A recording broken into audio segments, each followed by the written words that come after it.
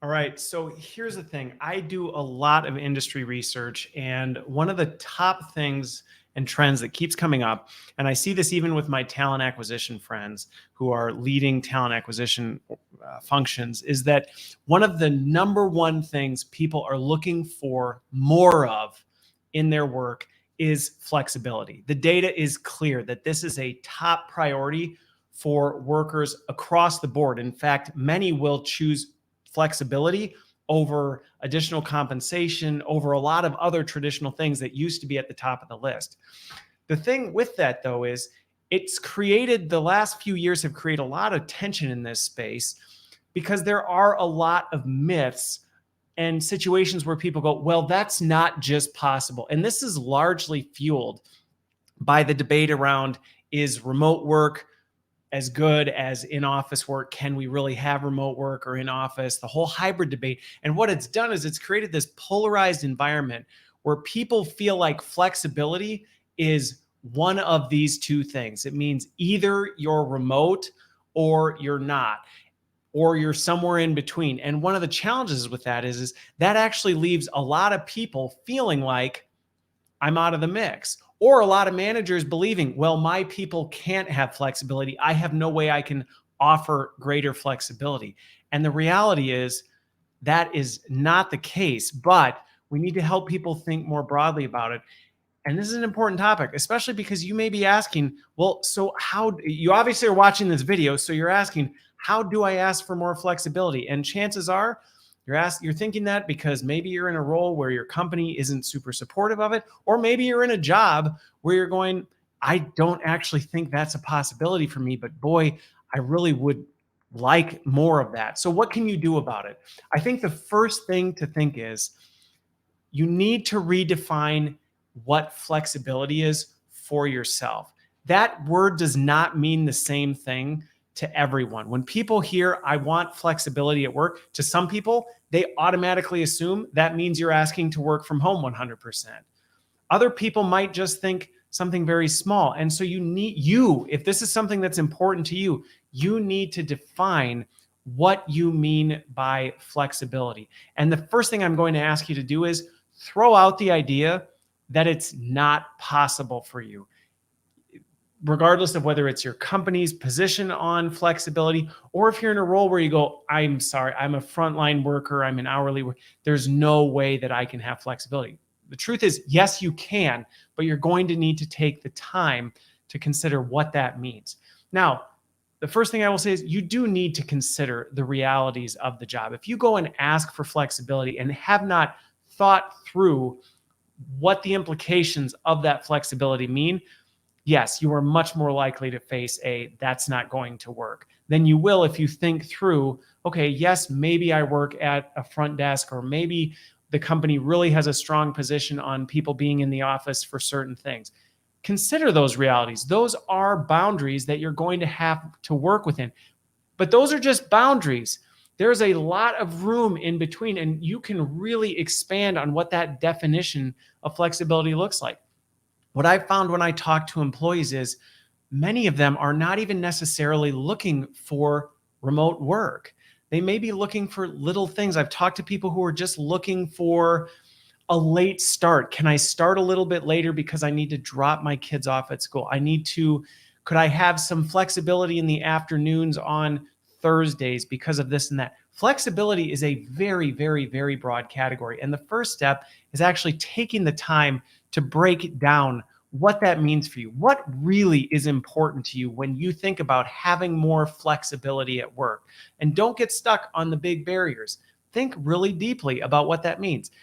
Now, the next step for that, though, is you have to be able to build your justification for why. Now, this does not need to be over the top. You do not need to prepare some inordinate presentation trying to convince the world of why you should be allowed to do that. And I actually think this is one of the biggest barriers I've seen with employees is they're overthinking what that justification may be because they're concerned that this is going to be met with huge resistance. And so as a result, they either over prepare their justification or they just stay away from it completely because they're just so concerned, oh, the amount of effort I'm going to have to put in to justifying why I need this flexibility. I just don't feel like I can do that. But it is important that you give the details of why. And it's okay to be honest and vulnerable about what that looks like. Obviously, use your professional judgment on that. But if there are personal reasons for why you need that flexibility, one of the best ways to influence getting that flexibility in your job is to be open and honest about what those things are. I've talked to people who like I gave the example earlier, maybe you need to pick up your kids based on the timing of you and your partner's schedules. Maybe it has to do with the bus schedule. Maybe you have an elderly parent you're taking care of. That's okay. And I think one of the things that has come out of the past couple years is that there is a greater comfort and acceptance that our personal lives do affect our professional lives. And denying that or pretending that it doesn't have overlap, we don't need to do that. And so as you think about your reasons, even if you feel like, I just don't know that I'm comfortable doing that, I would encourage you to build the confidence to be able to share what those things are so that you can give this justification for, I'm not just looking to knock off early to go do whatever. I'm doing it because I have a reason and it's really important to me. And maybe you need to knock off early to do something that maybe is really important to you. And that's okay. Have that conversation and be able to articulate that so that the person that you're asking actually understands, well, why is it? And even the why, even if they may not understand it, if you do a good job of articulating why this is important so that they can understand that this is a really important thing to you, that's going to help draw your manager in and help them understand that even if they can't understand why that's important, that this clearly is really important to you and would be extremely meaningful. And that's just going to add to the case of why they may want to do that. Now, here's something else that you can proactively do to get in front of this. And that is think through, you don't need to extensively go into this, but I would encourage anyone to think through coming up for a plan for how it could work. Doesn't mean you need to work out every possible exception in detail of all the different things that might happen, but put some thought into how do you actually think this could work? Do not leave it to your manager to figure it out. If you do that, you are greatly increasing the risk that the answer will be no. If you ask, even if you ask, you give all these personal reasons, you define specifically what it is you're looking for, but then you just put it on your manager to work it out. I'm not saying it won't happen, but you are increasing the risk that they will say, I just don't even know how that would be possible. And I can't think it through. So my answer is going to be no. And I'm not saying it will, but I'm saying you're increasing that's the risk of the outcome. Versus if you've put some thought into this, think through some possibilities, get creative. You might even talk to some other people of if you're looking at switching up your shifts or you're looking at a delayed start or early leave on a certain day, things like that.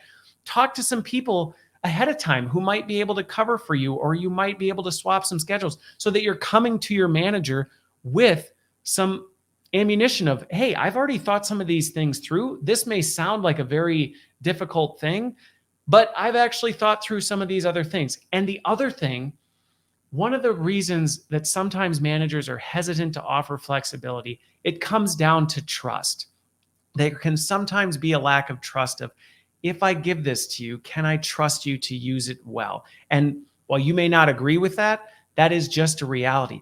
But by coming up with that plan, by putting some thought and effort into figuring this out, you are actually demonstrating proactively to your leader that you are showing initiative. I am taking this job seriously.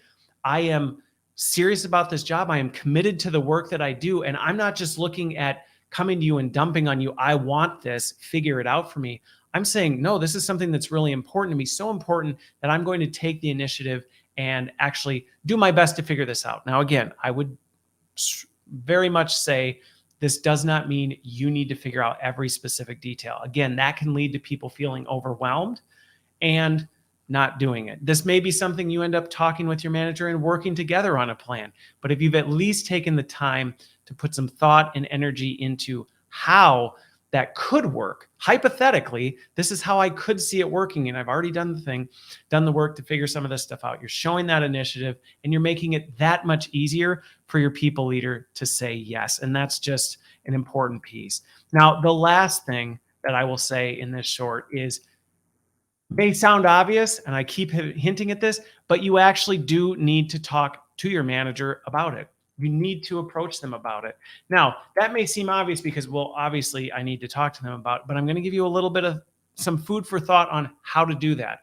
Because again, I've given you some things to hopefully prepare you for that conversation well, but how that conversation goes, you have a lot of power in controlling how that outcome ends up. So one of the things is find some dedicated time to have this conversation, especially if you know you're in an environment or maybe have a manager that this may feel a little tense and uncomfortable.